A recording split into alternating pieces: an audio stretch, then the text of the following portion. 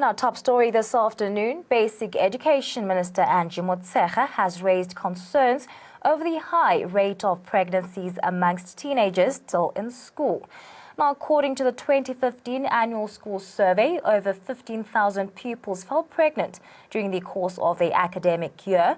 Motshekga said the rate of pregnancies at schools has become a major social challenge for national development.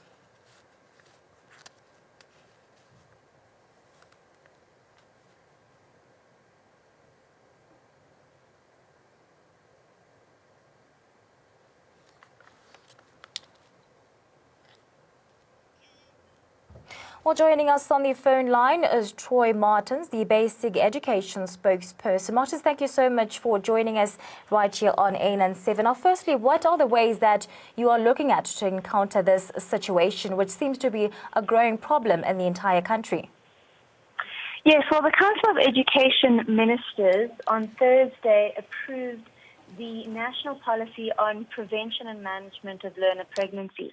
So this policy was really in response originally to a constitutional court order that said that girls who are found, learners who are found to be pregnant are not to be discriminated against, they are not to be turned away from school, but they have a right to basic education. And this policy is really a fulfillment of that to ensure that girls who fall pregnant are not turned away from school and they're not discriminated against in any way. But it goes further to look at the prevention of teenage pregnancy. And we know that we've seen very high numbers of teenage pregnancy over the last few years. Around 15,000 girls in our schools fall pregnant every year. And so in a bid to mitigate against this, we are embarking on learner education, sexual education, as well as reproductive health education, so that rather than dealing with the problem once it has occurred, we also want to look at measures to prevent it. And one of the best ways that we found to do that is to educate girls around and boys around the risks associated with sexual activity, as well as the prevention mechanisms such as condoms and various other contraception. Now, just talk us through some of the reasons for this high rate of teenage pregnancies within the schools and the impact it has on these girls which actually fall pregnant and their schooling career. Well, the thing is, it's not really happening in schools because our research shows that it's not school-going boys that are pregnating these girls. Only around 15% of pregnant teenagers are impregnated by boys of school-going age. So this is really a societal issue, a generational issue, and we're finding that these young girls are engaging in sexual activity with older men, per se. But one of the things that you know we're finding is that we need to do more to educate these young girls around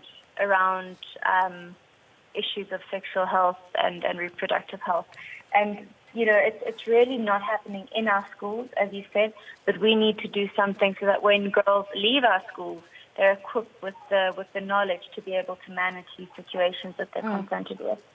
And now that you're actually mentioning that preventative measures need to be taken in place so as to avoid with dealing with the problem after the aftermath. Now, just talk us through some of the programs that the Department of Basic Education might perhaps take on with the Department of Health in ensuring that these teenagers are well equipped with information to prevent themselves with falling pregnant and making some sort of way the right decisions in life.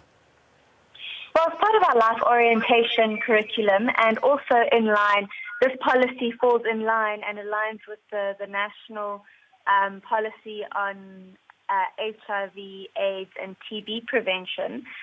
So this policy falls in line with that, and it looks at a host of, like I've said already, reproductive health education, but also we work with the Department of Health to give learners the options and let them know what their options are in terms of contraceptive options.